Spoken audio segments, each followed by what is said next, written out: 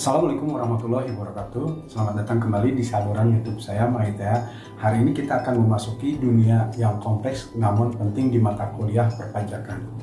Perkenalkan, nama saya Ali Ahmid Nurdin. Saya salah satu mahasiswa di Universitas Pancasakti Bekasi dengan dosen pengampu Bapak Muhtofan Nugroho, SSI, MM. Khususnya kita akan membahas materi yang sangat relevan mengenai pajak penghasilan, pasal 23, 24, dan pajak pertambahan nilai atau PPN dan pajak penjualan barang mewah atau PPNBM. Baiklah, untuk pembahasan pertama mengenai pengertian dan cara hitung tarif PPh 23 terbaru 2023. Pada setiap transaksi antara pihak yang menerima pembayaran, penyedia atau pemberi jasa, dan pihak yang melakukan pembayaran atau penerima jasa, ada pajak yang harus dibayar. Salah satunya yang pajak yang dikenakan adalah pajak penghasilan pasal 23 atau PPh 23. Menurut informasi yang disampaikan oleh Direktorat Jenderal Pajak atau DJP, pajak penghasilan pasal 23 adalah pajak yang dipotong dari penghasilan yang berasal dari modal, penyerahan jasa, hadiah, dan penghargaan, selain pajak yang telah dipotong oleh PPh pasal 21. Dan pihak yang bertanggung jawab untuk memotong dan melaporkan PPh 23 kepada kantor pajak adalah pihak pemberi penghasilan atau pembeli dan pemberi jasa. Nah, biasanya PPh 23 ini dipotong dari penghasilan yang terjadi dalam transaksi antara penjual dan pembeli atau pemberi penghasilan. Kemudian pihak yang memberikan penghasilan tersebut akan memotong dan melaporkan pajak kepada kantor pajak terkait. Bagi yang ingin mengetahui lebih lanjut mengenai PPh 23, berikut penjelasan yang akan disampaikan. Yang pertama tentang pengertian PPh 23, kedua dasar hukum PPh 23, ketiga tarif PPh 23, keempat cara menghitung PPh 23, kelima adalah pengecualian PPh 23. Untuk pengertian PPh 23, pajak penghasilan pasal 23 atau PPh pasal 23 adalah pajak yang dikenakan pada penghasilan modal, penyerahan jasa, hadiah, dan penghargaan yang telah dipotong oleh PPh pasal 21. Umumnya, pajak ini dikenakan ketika terjadi transaksi antara dua pihak. Pihak yang bertindak sebagai penjual atau penerima penghasilan atau pihak yang memberikan jasa akan dikenakan PPh pasal 23. Sedangkan pihak yang memberikan penghasilan atau pembeli atau pihak yang menerima jasa akan memotong pajak dan melaporkannya ke kantor pajak. Terdapat beberapa tarif PPh pasal 23 yang berlaku mulai dari 2% hingga puluhan persen. Tentu saja penetapan tarif ini tergantung pada jenis jasa yang dikenakan pajak, termasuk apakah subjeknya itu memiliki NPWP atau tidak. Lalu bagaimana dengan PPh 23 final? Perlu dipahami bahwa tidak semua jenis jasa dikenakan pajak final. Terdapat beberapa ketentuan agar pajak ini bersifat final. Hal ini tergantung pada subjeknya, aktivitas jasa, dan jenis-jenisnya. Kapan PPh 23 ini dikenakan? Pajak penghasilan pasal 23 umumnya diterapkan pada saat transaksi antara pihak yang memberikan penghasilan, pembeli atau penerima jasa, dengan pihak yang menerima penghasilan seperti penjual atau pemberi jasa. Pihak yang memberikan penghasilan akan melakukan pemotongan pajak dan melaporkan jumlah pajak yang dipotong kepada negara. Sebagai pemungut pajak, mungkin Anda akan diwajibkan untuk membuat bukti potong pajak dan menyerahkan kepada pihak lain yang terlibat dalam transaksi atau pihak yang pajak penghasilannya dipotong. Dari dasar hukum PPh 23, berdasarkan dasar hukum PPh 23 diatur oleh beberapa peraturan yang sebagai berikut. Pertama adalah Undang-Undang Nomor 7 tahun 1983 tentang pajak penghasilan yang telah mengalami perubahan terakhir dengan Undang-Undang Nomor 36 tahun 2008 tentang perubahan keempat Undang-Undang Nomor 7 tahun 1983 tentang pajak penghasilan, Peraturan Menteri Keuangan Nomor 244 PMK 03/2008 tentang jenis jasa lainnya sebagaimana telah dijelaskan dalam pasal 23 ayat 1 huruf C angka 2 Undang-Undang Nomor 7 Tahun 1983 tentang pajak penghasilan yang telah mengalami beberapa kali perubahan, terakhir dengan Undang-Undang Nomor 36 Tahun 2008. Langkah-langkah pembayaran dan pelaporan PPh Pasal 23 adalah pembayaran pajak penghasilan pasal 23 harus dilakukan oleh pihak pemotong, dan dana pajak tersebut harus disetorkan melalui setoran ke bank layanan ATM, teller, atau aplikasi pembayaran pajak yang telah disahkan oleh Kementerian Keuangan. Untuk menghindari sanksi akibat keterlambatan pembayaran, penting untuk diingat bahwa jatuh tempo pembayaran pajak adalah tanggal 10 pada bulan berikutnya setelah bulan jatuh tempo pajak berhutang. Untuk bukti potong PPh Pasal 23, memahami tentang bukti potong PPh Pasal 23 menjadi penting sebelum mengetahui tarif PPh 23 yang berlaku. Bukti potong PPh 23 memiliki peran yang signifikan sebagai bukti bahwa pajak telah dipotong.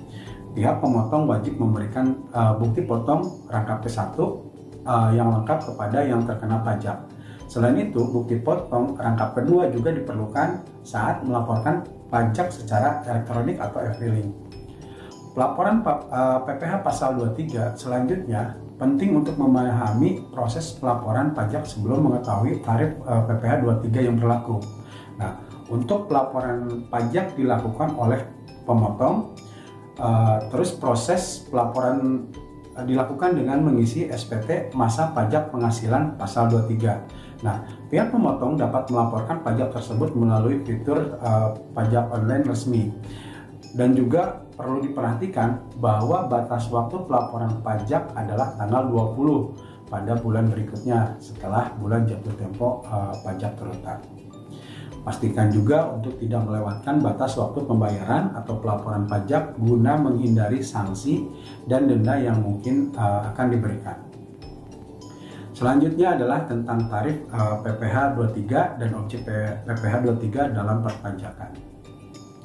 Tarif pajak penghasilan PPh Pasal 23 dikenakan berdasarkan nilai dasar pengenaan pajak atau DPP atau bruto penghasilan. Terdapat dua jenis tarif PPh Pasal 23 terbaru yang tergantung pada objek pajak. Berapa persen tarif pajak untuk kedua jenis tersebut? Nah, untuk jenis pertama memiliki tarif sebesar 15% dan jenis kedua memiliki tarif sebesar 2%. Untuk penjelasan lengkap tentang kedua jenis tarif pajak tersebut, simak uraian berikut ini.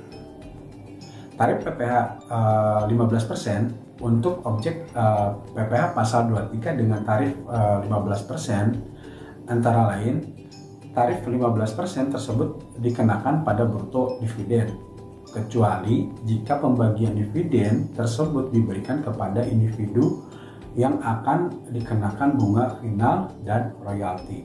Selain itu, 15% juga berlaku pada bruto hadiah dan penghargaan yang diterima, kecuali yang dipotong PPh 21 sebelumnya. Nah, untuk tarif PPh 2% adalah objek penghasil antara lain adalah sewa penghasilan terkait penggunaan aset namun tidak termasuk sewa tanah dan atau bangunan. Tarif PPh 23 sebesar 2% juga dikenakan pada penghasilan dari jasa manajemen, jasa teknik, jasa konsultasi, dan jasa konstruksi. Selain itu, tarif perhitungan PPh Pasal 23 2% juga berlaku untuk jenis imbalan jasa lainnya yang telah diatur dalam Peraturan Menteri Keuangan Nomor 141 PMK 03 2015. Untuk tarif bagi wajib pajak yang tidak memiliki NPWP, tarif pajak akan dipotong 100% lebih tinggi dari tarif yang berlaku.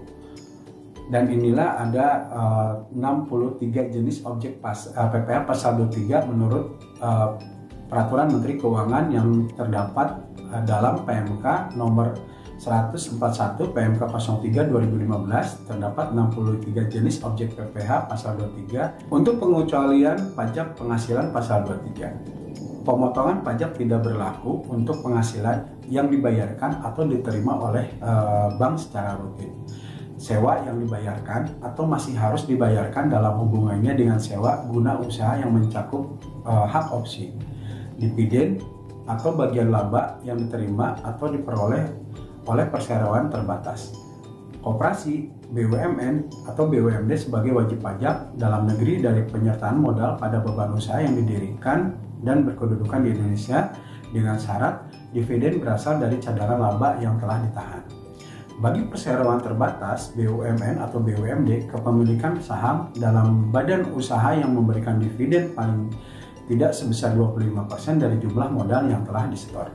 Bagian laba yang diterima atau diperoleh oleh anggota perseroan komanditer yang modalnya tidak terbagi dalam saham-saham persekutuan, perkumpulan, firma, dan kongsi termasuk pemegang unit penyertaan kontrak investasi kolektif.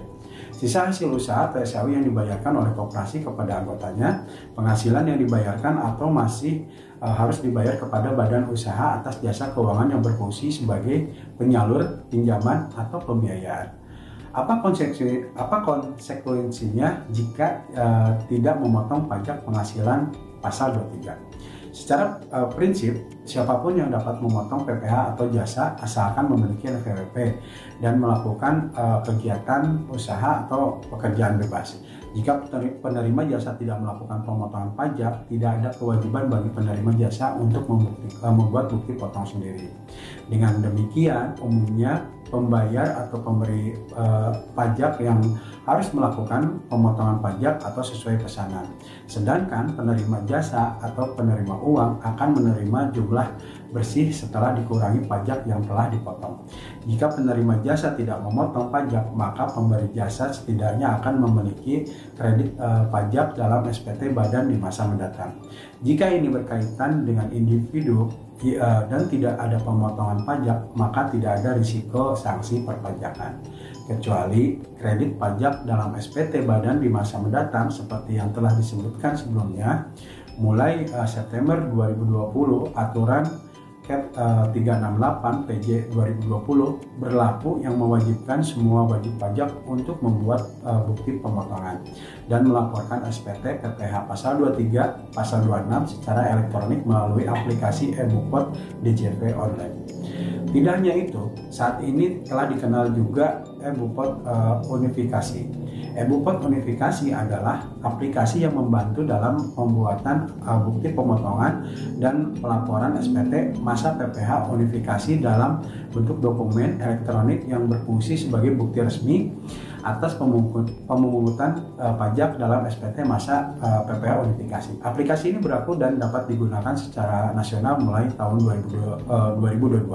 Berbeda dengan e-Bupot sebelumnya yang hanya untuk PPh 2326. E-Bupot Unifikasi dapat digunakan untuk melaporkan beberapa jenis PPh. PPh yang dapat dilaporkan melalui aplikasi ini mencakup PPh pasal 4 ayat 2, PPh pasal 15, PPh pasal 22, PPh pasal 23, 26, dan pajak non-residen PPh pasal 4 ayat 2. Langkah ini diambil untuk memudahkan dan menyederhanakan proses pembuatan bukti potong dan pelaporan unifikasi.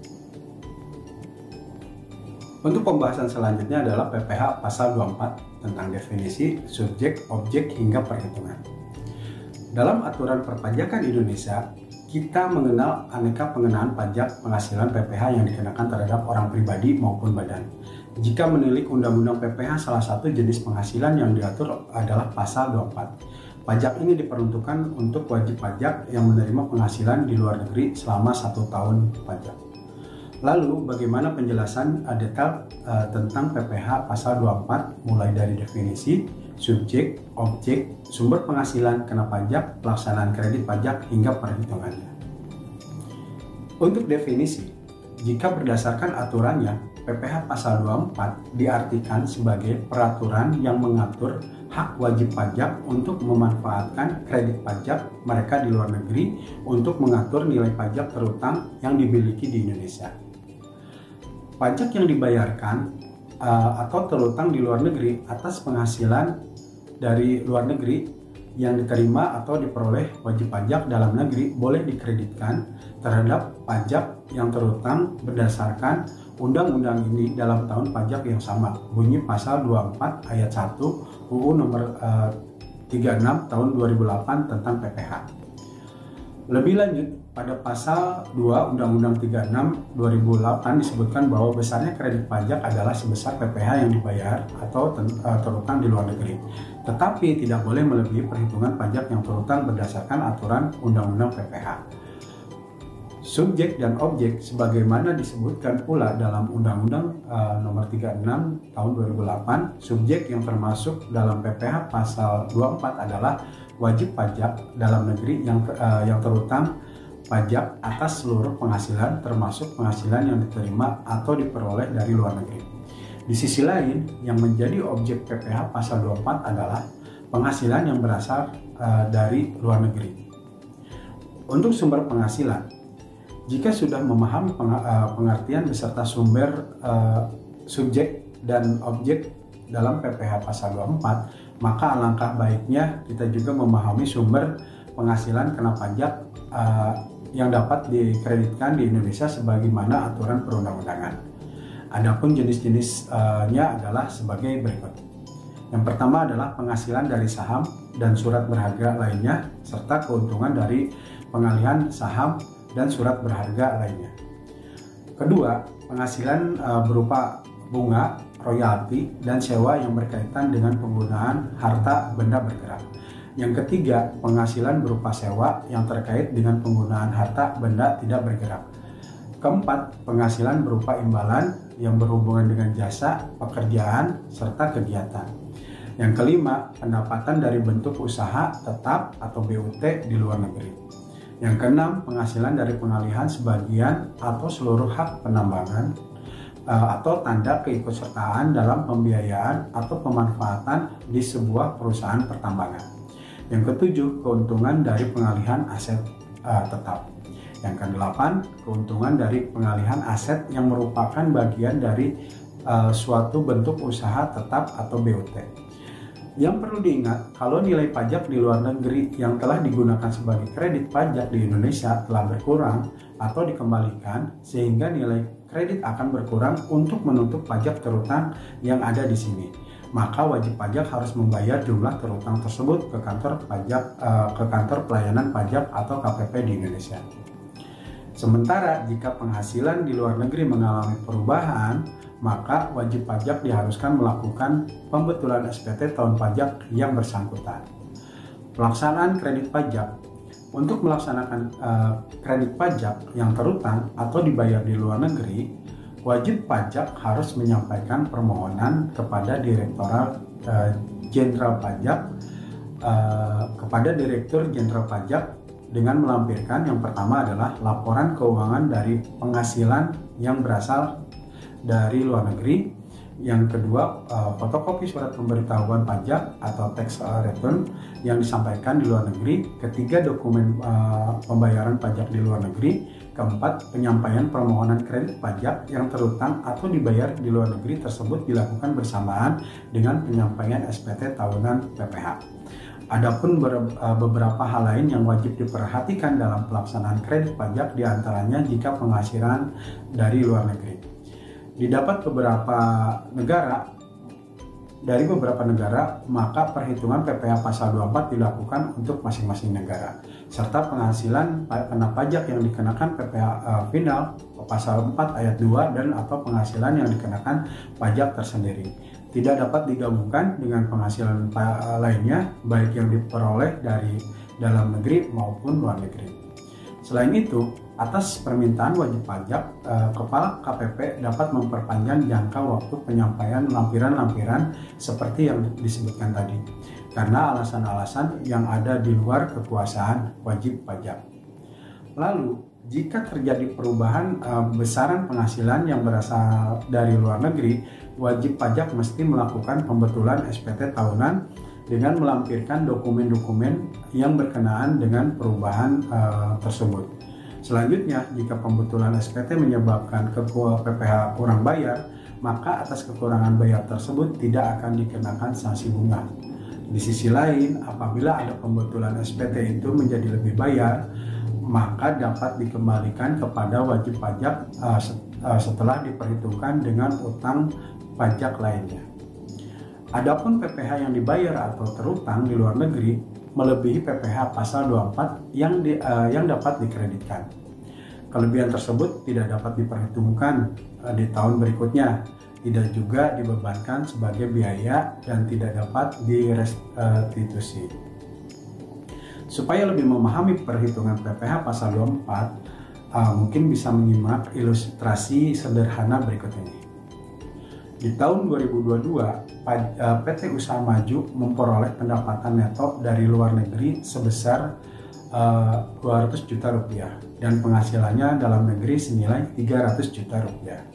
Sesuai peraturan perpajakan di negara tersebut, diasumsikan badan usaha ini harus membayar pajak sebesar 15%. Untuk dapat menghitung total pajak terhutang yang harus dibayarkan di Indonesia, maka wajib pajak badan ini harus menjumlahkan total pendapatan neto keseluruhan yang menjadi 500 juta. Selanjutnya, total PPh terhutang dihitung dengan cara 15% dikali 500 juta sama dengan 75 juta. Setelah mendapatkan total PPh terhutang, maka perlu dihitung jumlah pajak maksimum yang dapat dikreditkan melalui rumus penghasilan neto dari luar negeri dibagi total penghasilan dikali total PPh terhutang. Jadi 200 juta rupiah dibagi 500 juta rupiah dikali 75 juta sama dengan 30 juta. Berdasarkan ilustrasi perhitungan tadi, maka total pajak yang dapat dikreditkan wajib pajak ini adalah 30 juta. Selanjutnya kita akan memahami tarif PPN 11% terbaru dan ketentuannya. Untuk pengertian PPN merupakan singkat dari pajak pertambahan nilai. Pajak ini merupakan salah satu sumber pemasukan negara atas konsumsi masyarakat. Pengertian PPN adalah suatu pungutan yang dibebankan atas transaksi jual beli yang terjadi karena adanya pertambahan nilai. Pungutan tersebut dibebankan pengusaha yang sudah menjadi pengusaha kena pajak atau PKP. Jadi bahasa mudahnya, ketika Anda melakukan transaksi jual beli barang atau jasa sebagai konsumen akhir, Anda akan dipungut beberapa rupiah atas transaksi tersebut. Karena barang atau jasa yang kita beli dianggap memiliki pertambahan nilai dalam peredaran dari seller ke konsumen. Yang membayar PPN adalah konsumen akhir, sementara yang memungut, menyetor, dan melaporkan PPN ke negara adalah penjual atau pedagang. PPN yang dipungut oleh penjual bukannya masuk ke dalam kantong pribadi, melainkan akan disetor kepada negara. Dan pengusaha yang menyetorkan PPN merupakan pengusaha yang sudah masuk ke dalam kategori PKP. Ditinjau dari prosesnya, PPN merupakan pajak yang tidak langsung. Dan belum lama ini, tepatnya pada bulan April tahun 2022, tarif PPN terbaru sudah mulai berlaku. Oleh sebab itu, kita perlu memahami lebih dalam mengenai tarif PPN berdasarkan Undang-Undang HPP Daftar Negatif List, subjek, contoh, dan juga pengertian pajak pertambahan nilai serta pemahaman umum yang ada di dalam dunia perpajakan. Untuk itu, bagi yang baru mengenal pajak bisnis, tentu merupakan hal wajar jika masih cukup awam mengenai apa itu fungsi dan juga singkatan dari PPN itu apa. Tapi tidak perlu khawatir. Melalui pembahasan ini kita akan membahas lebih lengkap mengenai PPN. Untuk yang kalian yang melakukan transaksi barang ataupun jasa kena pajak pertambahan nilai PPN, pastikan bahwa mulai tanggal 1 April 2022 kemarin harus sudah menggunakan tarif PPN 11% yang sudah ditetapkan oleh pemerintah, di mana sebelumnya tarif umum untuk PPN hanya 10%. Melalui Undang-Undang Nomor 7 Tahun 2021 mengenai harmonisasi peraturan perpajakan atau UHPP, pemerintah menaikkan tarif PPN secara berkala, yaitu 11% yang dimulai pada bulan April tahun 2022 dan kemudian 12% untuk beberapa tahun selanjutnya. Perlu kita pahami juga mengenai tentang tarif yang diperbolehkan UU PPN, yaitu maksimal 15%. Sementara untuk berapa persen tarif PPN yang berlaku masih harus diatur dalam peraturan lanjutan yang mengatur mengenai detail implementasinya. Selain kenaikan tarif pajak pertambahan nilai, UU HPP juga mengatur kembali mengenai daftar negatif list atau barang dan jasa yang tidak dikenakan PPN. Itu artinya beberapa barang maupun jasa yang sebelumnya berada di dalam daftar negatif list akan dikenakan PPN atau pajak pertambahan nilai.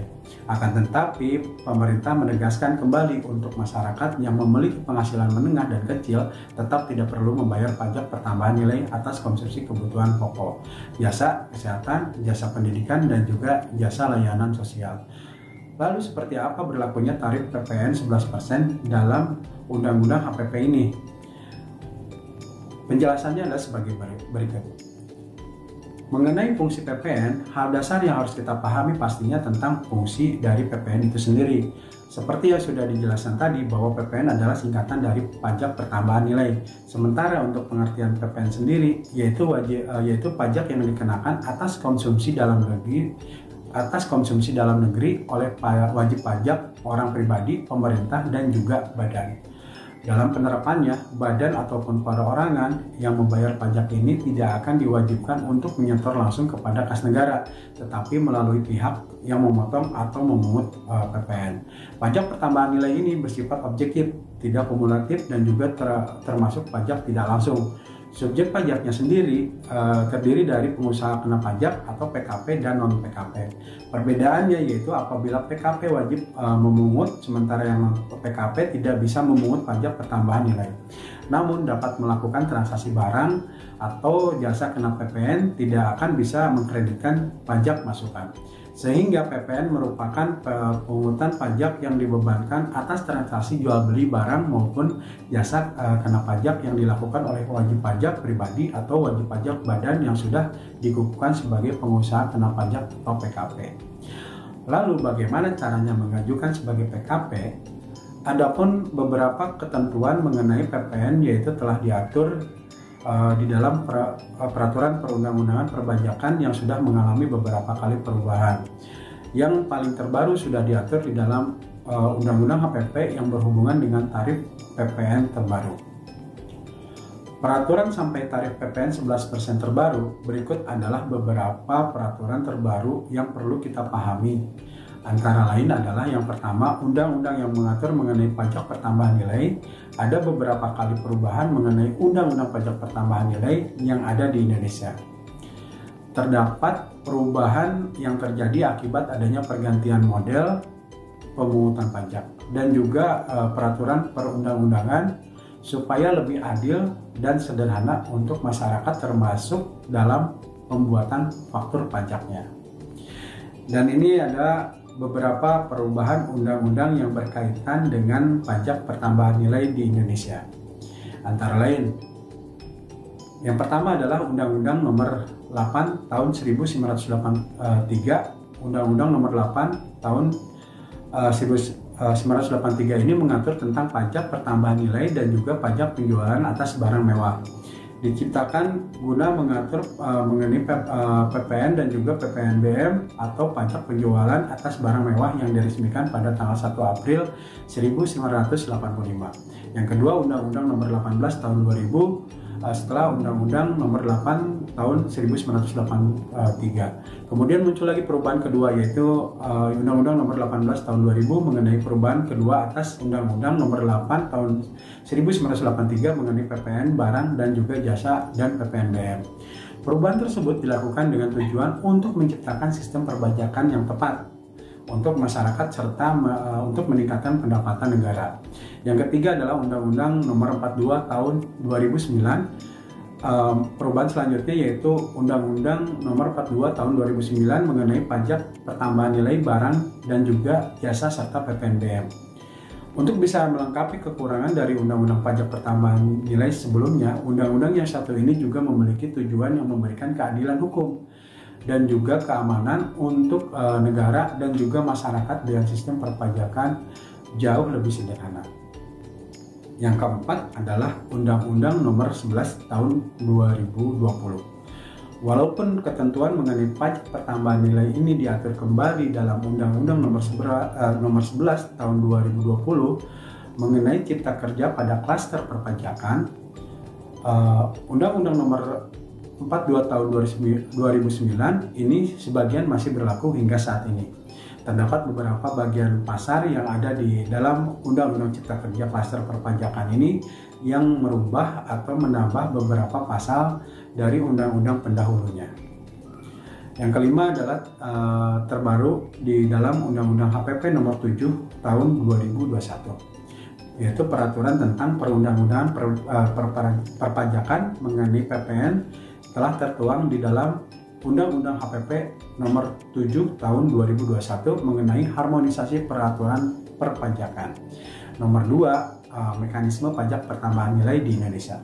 Secara teknik, mekanisme yang berlaku pada PPN ini di Indonesia adalah sebagai berikut. PKP yang melaksanakan penyerahan BKP atau JKP wajib memungut pajak pertambahan nilai dari pembeli ataupun penerima BKP atau JKP dan membuat faktur pajak sebagai sebuah bukti pemungutannya. Pajak pertambahan nilai yang sudah tercantum di dalam faktur pajak tersebut adalah pajak keluaran. Untuk PKP, penjual BKP atau JKP yang mana sifatnya sebagai pajak yang harus dibayarkan atau utang pajak.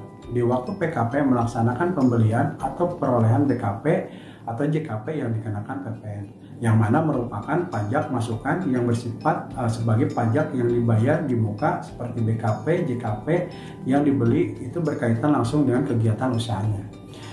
Dan untuk setiap masa pajak ini, setiap bulannya jika jumlah pajak keluaran lebih besar dibandingkan dengan pajak masukan, maka selisihnya harus disetor kepada kas negara paling lama di akhir bulan selanjutnya. Setelah berakhirnya masa pajak dan sebelum surat pemberitahuan masa pajak, pertambahan nilai disampaikan. Begitu pula sebaiknya jika jumlah pajak masukan lebih besar dibandingkan pajak keluaran, maka selisihnya bisa dikompensasikan ke masa pajak selanjutnya. Restitusi hanya bisa diajukan di akhir tahun buku. Hanya PKP yang disebutkan di dalam pasal 9 ayat 4B Undang-Undang nomor 42 tahun 2009 saja yang bisa mengajukan restitusi untuk setiap masa pajak. PKP di atas wajib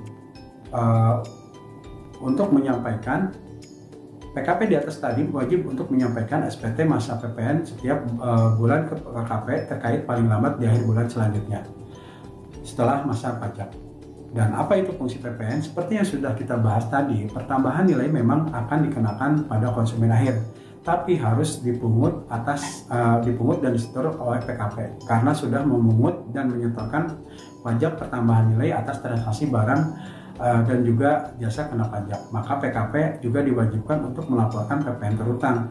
Nah, untuk memahami nilai pajak pertambahan nilai terutang sebelum melapor dan juga menyetor pemungutan pajak pertambahan nilai itu sendiri, maka PKP harus menghitung jumlah PPN keluaran yang dikurangi dengan PPN masukan. Selisih pajak masukan dan juga pajak keluaran itu akan mengalami nilai yang harus disetorkan atau menjadi pengkreditan pajak untuk masa pajak selanjutnya. Dengan begitu, dapat diartikan bahwa fungsi PPN ini adalah yang pertama untuk menghitung kekurangan pajak atau kelebihan pajak. Adapun fungsi utama PPN masuk dan keluaran yaitu sebagai perhitungan untuk mengetahui seberapa besar jumlah pajak yang harus dibayar ke negara atau justru bisa diajukan sebagai kompensasi kelebihan pembayaran PPN. Apabila pajak masukan lebih besar dibandingkan dengan pajak keluaran, maka PKP bisa mengajukan kelebihan bayar PPN pada perhitungan masa pajak selanjutnya untuk mengkreditkan PPN lebih bayar ke masa pajak selanjutnya. Begitu pula sebaliknya, apabila pajak keluaran lebih besar dibandingkan dengan pajak masukan, maka PKP wajib menyetorkan PPN terutang tersebut kepada kas negara. Fungsi anggaran. Fungsi pajak pertambahan nilai atau PPN juga berfungsi sebagai anggaran, mengingat pajak yang disetorkan kepada negara menjadi salah satu sumber pendapatan negara yang dananya dipakai untuk membiayai negara itu sendiri. Fungsi regulasi pemerintah.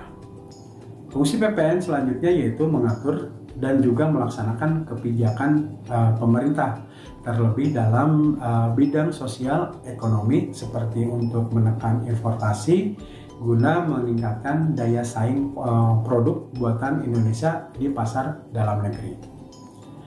Selanjutnya adalah fungsi stabilitas penerimaan negara. Fungsi PPN juga sebagai pembiayaan pengeluaran umum dan juga pembangunan nasional. Salah satunya yaitu untuk menciptakan lapangan pekerjaan dan lain sebagainya. Serta objek PPN atau pajak pertambahan nilai. Apabila terdapat objek yang dikenakan pajak, maka kebalikannya juga akan ada sebuah objek yang dibebankan dari pengenaan pajak. Berikut ini adalah objek yang dikecualikan dari PPN atau yang masuk ke dalam daftar negatif list PPN. Antara lain adalah yang pertama, barang atau jasa yang dikenakan pajak pertambahan nilai. Penyerahan barang yang kena pajak atau BPK dan juga jasa kena pajak atau JKP di dalam daerah pabean yang dilaksanakan oleh pengusaha. Impor barang kena pajak, pemanfaatan barang kena pajak yang tidak berwujud dari luar daerah pabean dan di dalam daerah pabean. Pemanfaatan jasa kena pajak dari luar daerah pabean dan dari dalam pabean. Ekspor barang kena pajak yang berwujud ataupun tidak berwujud, serta ekspor jasa kena pajak oleh pengusaha kena pajak atau PKP. Kegiatan membangun sendiri, membangun dengan luas dari lebih dari 200 meter persegi yang dilakukan di luar lingkungan perusahaan atau pekerjaan oleh orang pribadi atau badan yang hasilnya dipakai untuk diri sendiri ataupun pihak lain. Penyerahan aktiva yang menurut tujuan awalnya tidak untuk diperjualbelikan sepanjang pajak masukan yang dibayar ketika perolehan aktiva tersebut boleh untuk dikreditkan. Yang kedua, daftar negatif list atau beban PPN. Tidak semua barang ataupun jasa akan dikenakan pajak pertambahan nilai. Terdapat beberapa BKP, JKP yang masuk ke dalam daftar negatif list atau tidak dikenakan pajak, dikenakan PPN. Pengecualian pajak pertambahan nilai ini dikenakan terhadap barang atau jasa tertentu yang diatur oleh Undang-Undang Pajak Pertambahan Nilai. Antara lain adalah yang pertama, barang yang tidak kena pajak itu barang hasil pertambangan ataupun pengeboran seperti minyak mentah atau batu bara, asbes, gas bumi, dan lain sebagainya. Barang kebutuhan pokok seperti jagung, beras, susu, daging, sayuran, kedelai, dan lain sebagainya. Makanan ataupun minuman yang disajikan di rumah makan ataupun restoran. Uang dan juga emas batangan. Yang kedua, jasa tidak kena pajak. Jasa pelayanan medis, jasa pelayanan sosial, jasa keuangan, jasa asuransi, jasa keagamaan, jasa pendidikan, jasa kesenian dan hiburan, jasa penyiaran yang tidak bersifat iklan, jasa angkutan umum di darat dan di air, serta jasa angkutan udara. Jasa perhotelan, jasa yang disediakan oleh pemerintah dalam rangka menjalankan pemerintahan secara umum. Jasa penyediaan tempat parkir, jasa boga, atau jasa catering. Yang ketiga, barang atau jasa yang dikeluarkan dari daftar negatif list PPN dalam Undang-Undang HPP. Seperti yang sudah dibahas tadi, bahwa di dalam Undang-Undang HPP ini memang akan dilakukan perluasan objek PPN. Itu artinya barang atau jasa kena pajak di dalam daftar negatif list dikeluarkan dari pembebasan PPN, seperti kebutuhan pokok, jasa kesehatan, jasa pendidikan, jasa sosial, beberapa jenis jasa lainnya. Akan tetapi, RUU HPP juga menegaskan untuk masyarakat yang memiliki penghasilan menengah dan kecil tetap tidak perlu membayar atas konsumsi kebutuhan pokok, jasa kesehatan, jasa pendidikan, dan juga jasa layanan sosial tertentu. Yang kelima, tarif PPN 11% terbaru sesuai pasal 7 Undang-Undang Nomor 42 Tahun 2009 disebutkan bahwa besar tarif PPN adalah yang pertama, tarif umum yakni 11% untuk penyerahan dalam negeri. Tarif khusus yaitu 0% diterapkan atas ekspor BKP yang berwujud atau tidak berwujud serta ekspor JKP. Yang ketiga, tarif pajak senilai 10% bisa berubah menjadi lebih rendah yakni 5% dan yang paling tinggi adalah 15% sebagaimana yang diatur oleh peraturan pemerintah. Sementara untuk ketentuan terbaru di dalam Undang-Undang HPP ini, besar tarif PPN yaitu 11% dan juga 12%. Tarif pajak pertambahan nilai ini terbagi menjadi dua, yakni tarif umum dan juga tarif khusus. Seperti yang sudah kita bahas tadi, bahwa berlakunya kenaikan tarif PPN berlaku dalam Undang-Undang KPP yang dilakukan secara bertahap, yaitu tarif umum. Dalam tarif umum itu ada tarif PPN 11% berlaku mulai 11 April tahun 2022, tarif PPN 12% paling lambat diberlakukan 1 Januari 2025. Sementara tarif khusus untuk kemudian dalam pemungutan PPN atas jenis barang atau jasa tertentu dan juga sektor usaha tertentu diterapkan tarif PPN final.